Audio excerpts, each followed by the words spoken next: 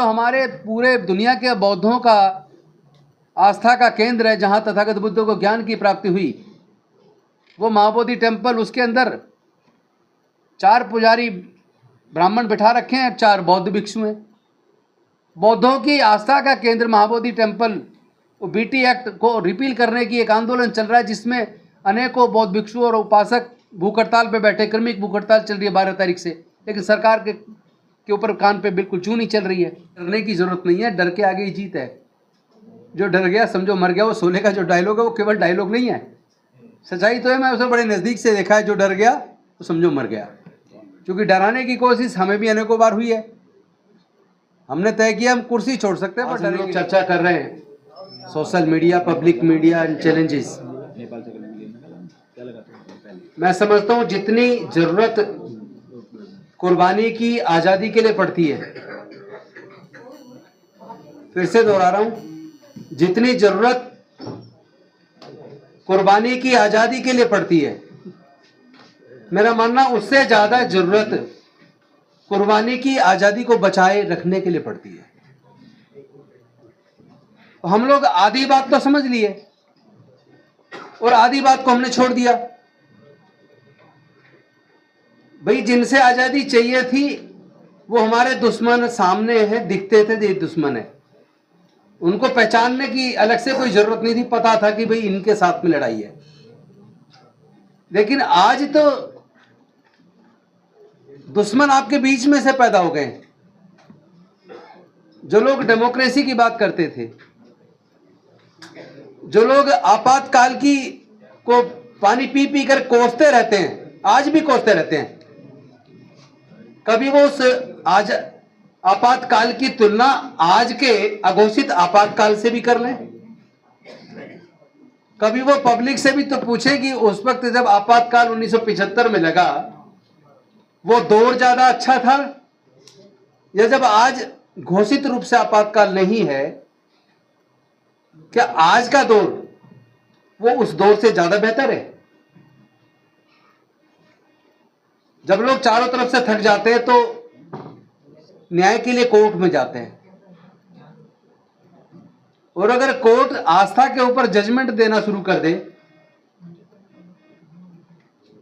तो फिर न्याय का क्या होगा? कोई भी देश आजाद होता है तो संघर्ष करता है, और आजादी के बाद अपनी फोर्स बड़ी करता है, तरह तरह की टेक्नोलॉजी लाता है, तरह तरह के औजार हथियार लाता है, ताकि दोबारा से गुलाम ना हो जाएं। लेकिन मैं आप सबसे पूछना चाहता हूं, क्योंकि मैं तो एक पॉलिटिशियन भी हूं, 2 बार एमएलए भी रह लिया, मंत्री भी रह लिया, और एक सोशल वर्कर भी हूं और वकील भी हूं। मैं आप सबसे पूछना चाहता हूं कि जो आपकी आज़ादी जिसको दिलाने के लिए लाखों लोगों ने कुर्बानी दी, आप लोग उस आज़ादी को बचाए रखने के लिए क्या कर रहे हो? आपका कंट्रीब्यूशन क्या है? ये मैं मतलब देश के सभी लोगों से कहना चाहता हूं, आपको अपनी खुद की आज़ादी और अधिकार सुरक्षित रखने के लिए आप क्या कर रहे हैं? आपका कंट्रीब्यूशन क्या है?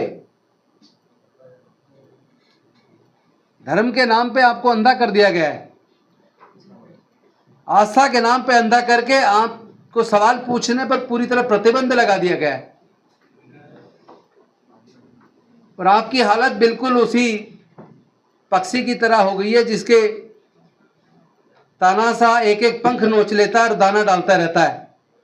वो लहूलुहान होकर भी अपने खून को नहीं देखता, फिर भी वो पंख उखाड़ने वाले के पीछे पीछे दाने के लिए चलता है। तो आज का तानाशाह आपके सारे पंख उखाड़ चुका है, 5 किलो राशन दे रहा है, आप पीछे पीछे चल रहे हैं। ऐसे में आपको सबको सोचना पड़ेगा कि सर्वोच्च न्यायालय के जैसा एक वो बड़ा अच्छी बात कह रहे थे, वो लॉन्चर वाले, क्या नाम था उनका, अशोक वानखेड़े, वानखेड़े जी के बाद जो बोले, चित्रांशी जी, उन्होंने एक बात बहुत अच्छी कही हमारे पूर्व मुख्य न्यायाधीश जी के बारे में, थी उन्हीं के बारे में, और उनसे पीछे भी 1-2 चीफ जस्टिस ऐसे रहे। उन्होंने कहा कि जजमेंट से पहले जो टिप्पणियां होती हैं वो लोगों को खुश करती हैं, लेकिन जब जजमेंट आता है तो टिप्पणियों के विपरीत क्यों आने लगा? पहले ऐसा नहीं होता था। पहले जजेज अपने आर्ग्यूमेंट सुनने के दौरान जो टिप्पणियां किया करते थे, तो लोगों को आभास हो जाता था कि ये जजमेंट किस दिशा में जा रहा है। लेकिन पिछले 6-7 सालों के अंदर आप देखिए कि जो टिप्पणियां जजेस की तरफ से आर्ग्यूमेंट्स के दौरान आ रही होती हैं, मीडिया में प्रकाशित भी होती है, लोग खुश भी हो रहे होते हैं, लेकिन जब जजमेंट आता है तो वो एकदम उन टिप्पणियों के भी विपरीत आता है। अगर इसको अंदर झांक के देखें तो कंटेम्प्ट ऑफ कोर्ट बेशक मेरे खिलाफ लग जाए, पर मैं तो बोलूंगा, नहीं लगती है, अब मैं बोलूंगा। इसका मतलब ये होगा जब टिप्पणी की जा रही है तो किसी को प्रेशराइज किया जा रहा है, प्रेशर बिल्डअप किया जा रहा है, ताकि वो कॉम्प्रोमाइज के लिए आपके पास आए और जो आप चाहते हैं वो आपको मिल जाए। और जब आपको मिलने का वायदा हो जाता है तो फिर आप उन्हीं टिप्पणियों के विरुद्ध में जाके जजमेंट दे देते हैं। यह आप सबने देखा होगा। तो मैं समझता हूं कि आज ये सोचना ही मूर्खता है कि हम न्यायालय जाएंगे और वहां से हमें न्याय मिलेगा। वो नेता जो वोट मांगने के लिए हर किसी की झुकी झोपड़ी तक हाथ जोड़कर आता है, जीतने के बाद उसी को आंखें दिखाता है। आप उससे टाइम मांगते रहते हैं, महीनों महीनों टाइम नहीं मिलता। बल्कि यहां तक होता है कि एमएलए और सांसदों को प्रधानमंत्री और मंत्री की यहां टाइम नहीं मिलता। कभी कभी तो खुद मुख्यमंत्री से मिलने के लिए उनके मंत्री को सप्ते 10 दिन लग जाते हैं, और एमएलए इसको तो 6 महीने लग जाते हैं। तो राजनीति जा किस दिशा में रही है? अकाउंटेबिलिटी फिक्स नहीं हो रही है। अगर अकाउंटेबिलिटी फिक्स हो, क्या कहा गया चुनाव से पहले, कौन सी शपथ चुनाव जीतने के बाद ली, कौन सी शपथ एक जज ने जज बनने के समय पर ली, उस शपथ को रिकॉर्ड करके रख लो।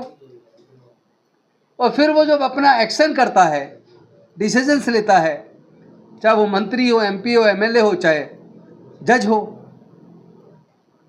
जब उसके निर्णय के अंदर उस ओथ के खिलाफ जाके कार्य नजर आता है, तो मुझे लगता है उसी वक्त उसको कटघरे में खड़ा करना चाहिए। इधर मीडिया उससे सवाल पूछना शुरू करे, और इधर बलराज जी जैसे और मेरे जैसे लोग ऐसे मंत्रियों, मुख्यमंत्रियों और ऐसे जजों के खिलाफ कोर्ट से लेकर सड़क तक आंदोलन शुरू करें। और कोर्ट में पिटीशन की जरूरत पड़ती है, अगर पीआईएल की जरूरत पड़ती है तो वो भी डालें, डालना चाहिए, डालना पड़ेगा।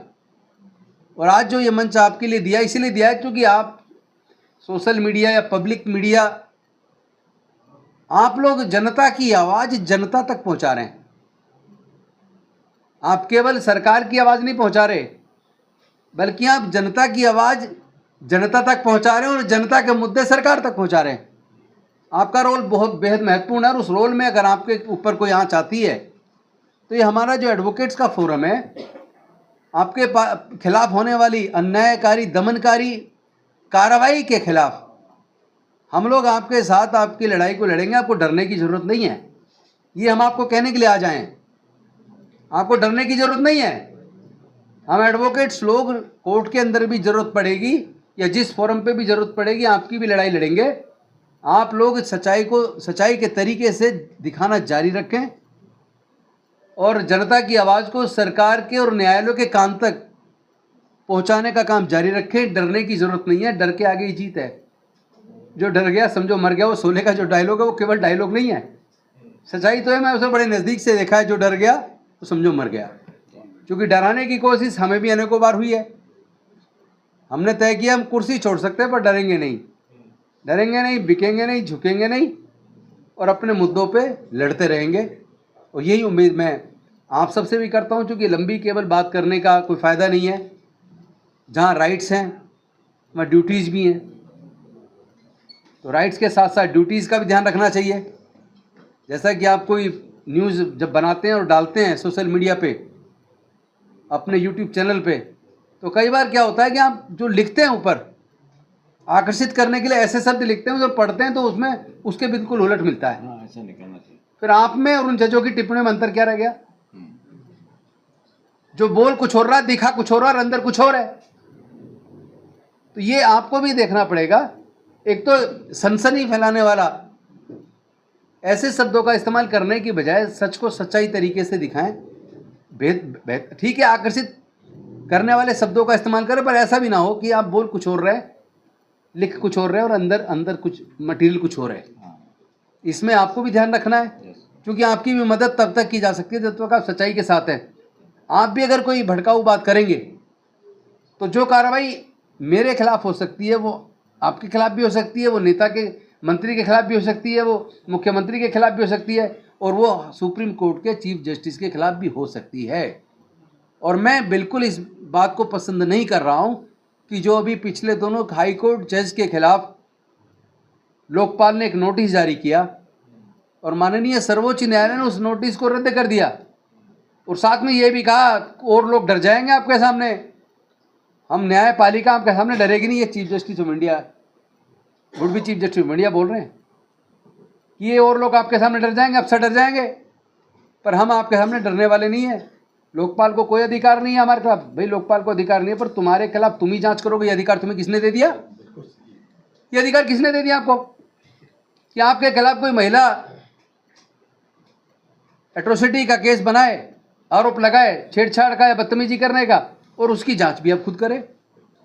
ये क्या बात हुई भाई? जब हम पढ़ते हैं एडमिनिस्ट्रेटिव लॉ में, मैं खुद LLM में मैंने पढ़ा था,